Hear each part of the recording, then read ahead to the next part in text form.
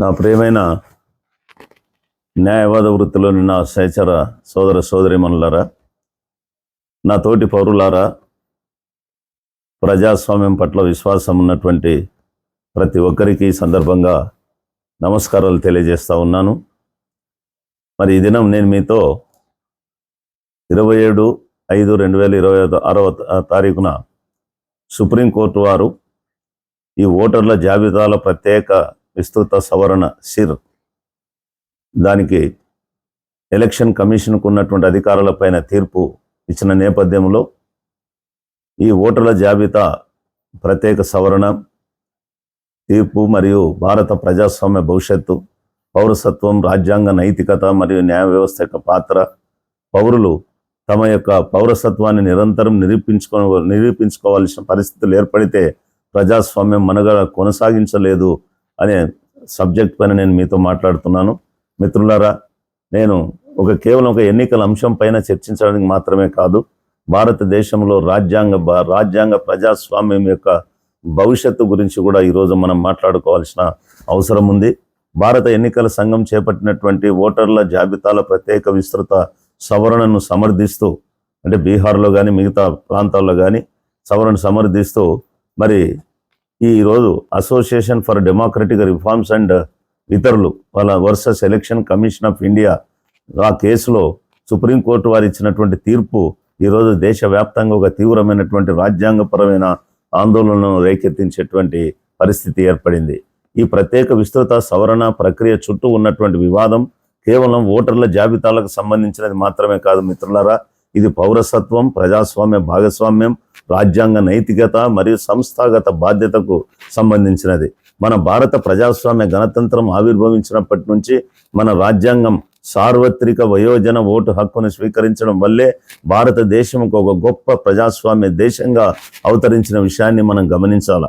ఎందుకంటే అనేక దేశాల్లో కూడా ఆస్తిని బట్టి, అక్షరాస్యతను బట్టి, చదువును బట్టి, జాతి యొక్క ఆధారంగా మరి ఓటు హక్కు కల్పించేటువంటి ఆంక్షలు విధిస్తున్నటువంటి ఆ సమయంలోనే భారతదేశంలో ప్రతి వయోజన పౌరుడు, ధనిక, పేద, విద్యావంతుడు, నిరుద్యోగుడు, నిరక్షరాస్యులు, లేకపోతే అగ్రవర్ణాలు, అణగారిన వర్గాలు అనేటువంటి భేదాలు లేకుండా సమాన రాజకీయ గౌరవాన్ని కలిగి ఉంటారని మరి ఈ సార్వత్రిక వయోజన ఓటు హక్కును ఇవ్వడం ద్వారా మన దేశం ప్రకటించింది. ఈ విప్లవాత్మక రాజ్యాంగ దృక్పథానికి మరెవరో రూపకల్పన చేయలేదు మిత్రులారా, సాక్షాత్తు భారత రాజ్యాంగ పితామహుడు బాబాసాహెబ్ అంబేద్కర్ ఇది రూపకల్పన చేశాడు. ఓటు అనేది కేవలం ఒక పరిపాలన హక్కు మాత్రమే కాదు, అది సమాన పౌరసత్వానికి గుర్తింపు. ఓటర్ల జాబితాలు ఖచ్చితంగా ఉండాలన్నటువంటి విషయంలో ఎవరు కూడా విభేదించరు, దాంట్లో అనుమానమే లేదు. అయితే మోసపూరిత నమోదులను కూడా తప్పకుండా తొలగించాలి, దానికి అందరూ ఒప్పుకుంటారు. కానీ రాజ్యాంగపరమైనటువంటి ప్రశ్న ఏమంటే, కేవలం ఓటు హక్కును నిలుపడం కోసం లక్షలాది మంది సాధారణ పౌరులను అకస్మాత్తుగా ప్రజాస్వామ్యంలో ఒక సందేహాస్పద భాగస్వాములుగా వాళ్ళను పరిగణించి వారి చట్టబద్ధతను పదే మీరు నిరూపించుకోండి, మీ పౌరసత్వాన్ని నిరూపించుకోండి, మీ ఓటు హక్కును నిరూపించుకోండి అని చెప్పి బలవంతం చేయవచ్చా? మరి ఈరోజు ఆధార్ కార్డులు, ఓటర్ ఐడీలు, రేషన్ కార్డులు, ప్రభుత్వం జారీ చేసినటువంటి అనేకమైనటువంటి రికార్డ్స్ రకరకాలుగా అవి సరిపోకపోతే సాధారణ పౌరులకు ఇక రాజ్యాంగ భద్రత ఎక్కడ మిగిలి ఉంటుంది? ఇటువంటి పరిశీలన భారం మరి ఆ మిగతా సమాజం పైన పడదు. ఎందుకంటే ధనవంతులు, ఉన్నత వర్గాలకు సంబంధించినటువంటి వాళ్ళు అధికార నిబంధనలను లేకపోతే బ్యూరోక్రసీని ఏ విధంగానైనా సులభంగా తట్టుకోగలరు, వాళ్ళు మేనేజ్ చేసుకోగలరు. కానీ వలస కార్మికులు, పేద గ్రామస్తులు, ఎస్సీ, ఎస్టీ, ఓబీసీ, మైనారిటీ వర్గాలు, నిర్వాసిత కుటుంబాలు, వృద్ధ పౌరులు, అణగారినటువంటి ప్రజలు, ఆ వర్గాలకు సంబంధించినటువంటి వాళ్ళు తరచుగా వాళ్ళ దగ్గర ఈ డాక్యుమెంటేషన్, వాళ్ళ తాతలు ముత్తాతల యొక్క ఎప్పుడు పుట్టారు, ఇక్కడ ఎప్పుడు పెరిగారు అనేటువంటి పత్రాలు ఉండకపోవచ్చు. ఎందుకంటే చారిత్రాత్మకంగా ఈ ప్రభుత్వమే అంటే మనము తరతరాల నుండి మన దేశంలో ఈ యొక్క సమ్మలిత వ్యవస్థలు నిర్వహించడంలో మన వ్యవస్థ విఫలమైంది. వారికి పత్రాలు లేకపోతే ఆ డాక్యుమెంటేషన్ కేవలం ఒక విధానపరమైనటువంటి సమస్య కాకుండా వారి యొక్క రాజకీయ మనుగడకు సంబంధించిన ప్రశ్నగా మారుతా ఉంది. అందుకే ఈ ప్రక్రియ పరిపాలన మార్గాల ద్వారా స్థానీకరించినటువంటి ఒక ఎన్ఆర్సీని, నేషనల్ రిజిస్టర్ ఆఫ్ సిటిజన్స్ పోలి ఉంది. ఈ యొక్క స్పెషల్ ఇంటెన్సివ్ రివిజన్ అని చాలా మంది రాజ్యాంగ నిపుణులు ఈరోజు భయపడతా ఉన్నారు, న్యాయవాదులు భయపడతా ఉన్నారు, సాంఘిక కార్యకర్తలు భయపడతా ఉన్నారు. మరి అందుకే మరి సుప్రీంకోర్టు వారు ఈ యొక్క తీర్పులో సరైనటువంటి వివరణాత్మకమైనటువంటి మరి దీన్ని ఇవ్వడం లేదని చెప్పి అది చెప్పడానికి నేను కూడా చాలా బాధపడతా ఉన్నాను.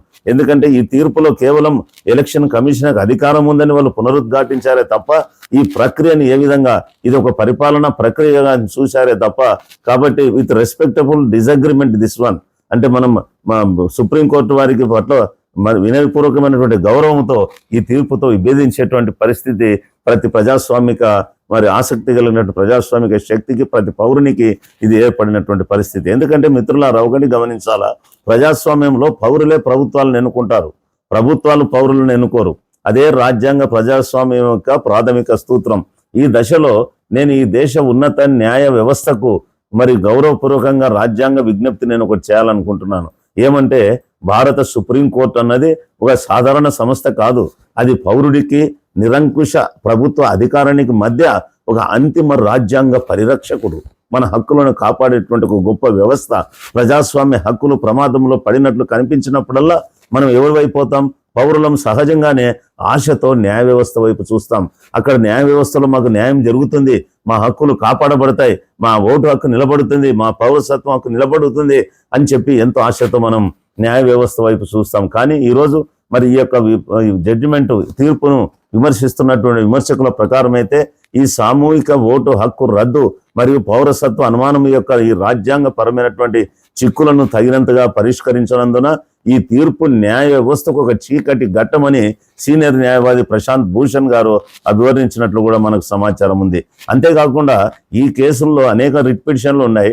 ఆ రిట్ పిటిషన్లో ఒక అర్జీదారు అయినటువంటి యోగేంద్ర యాదవ్ గారు ఈ ప్రక్రియను గణనీయంగా కొనసాగించడానికి అనుమతించిన తర్వాత రాజ్యాంగ సవాలు క్రమంగా కఠినమైనటువంటి రాజ్యాంగ పరిశీలన నుండి ఫిర్యాదుల నిర్వహణ వైపుకి ఇది మళ్ళింది అని చెప్పి ఆయన గమనించినాడు. అంతేకాకుండా ఆయన ఆందోళన అది సరళమైనది కానీ చాలా లోతైనది.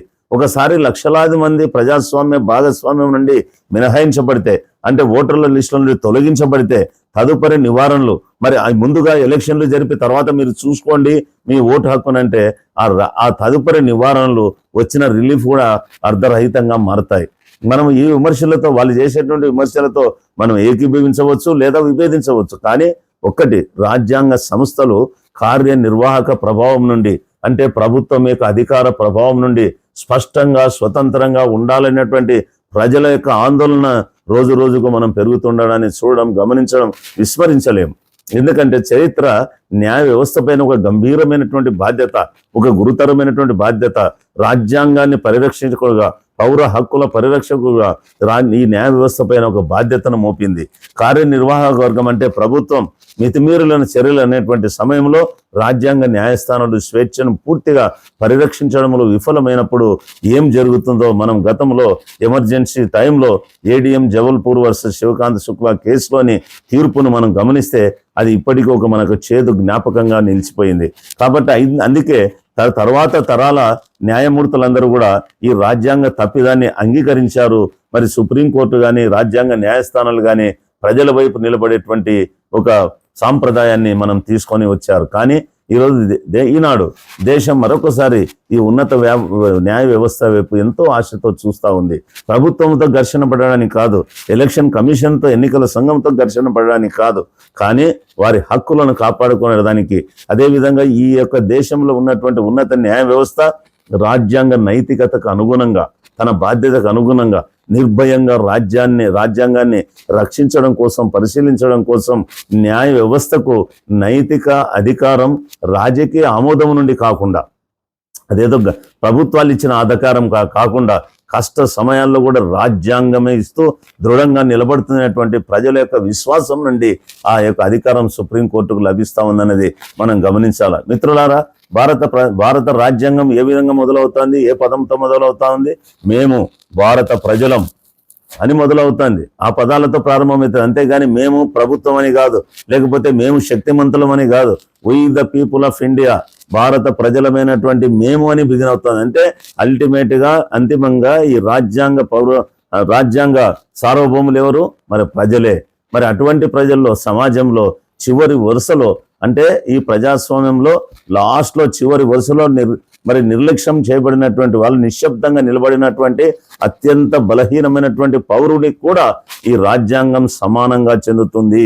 ఆ పౌరుడు సురక్షితంగా, భాగస్వామ్యంగా, మరి గౌరవించబడినట్లు భావించినప్పుడే ప్రజాస్వామ్యం మనుగడ కొనసాగిస్తుంది. మిత్రులారా, ప్రజాస్వామ్యం నుండే తమను బహిష్కరిస్తారని పౌరులు భయపడడం ప్రారంభిస్తే, అంటే ఈ యొక్క సిర్రు ద్వారా, ఈ ప్రత్యేక ఓటర్ల సవరణ జాబితా సవరణ ద్వారా తమ యొక్క హక్కులను తీసేసి మమ్మల్ని సంఘం నుంచే బహిష్కరిస్తున్నారు, మమ్మల్ని పక్కన పెడుతున్నారు అని చెప్పి పౌరులు భయపడడం ప్రారంభిస్తే దేశవ్యాప్తంగా రాజ్యాంగపరమైనటువంటి ప్రమాద గంటికలు మోగాల్సిందే. అందువల్ల ఈ తరుణంలో స్వేచ్ఛ, సమానత్వం మరియు సభ్రాతృత్వంతో కూడినటువంటి ఒక రాజ్యాంగపరమైనటువంటి అప్రమత్తత, సంస్థాగత ధైర్యం, అంటే వ్యవస్థలకు ధైర్యం.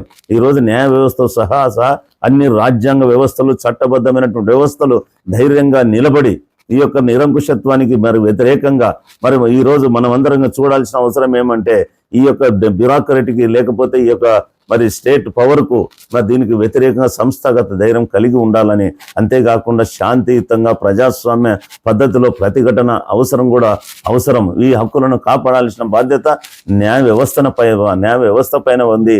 మరి ఈ యొక్క బాధ్యతను ఈ తీర్పులో కొంత బలహీనపరిచినట్టు, పలసనైనట్లు కనపడతా ఉందని చెప్పి ఈరోజు రాజ్యాంగ పరిశీలకులు భావిస్తూ ఉన్నారు.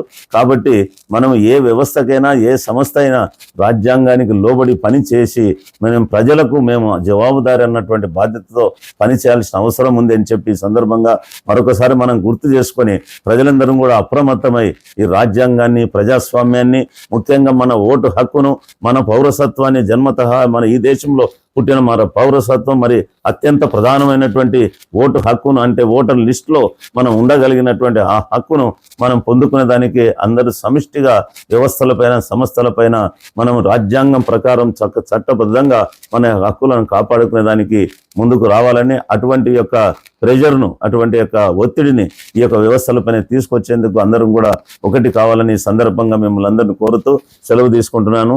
ధన్యవాదాలు. జై రాజ్యాంగం, జై భారతదేశం.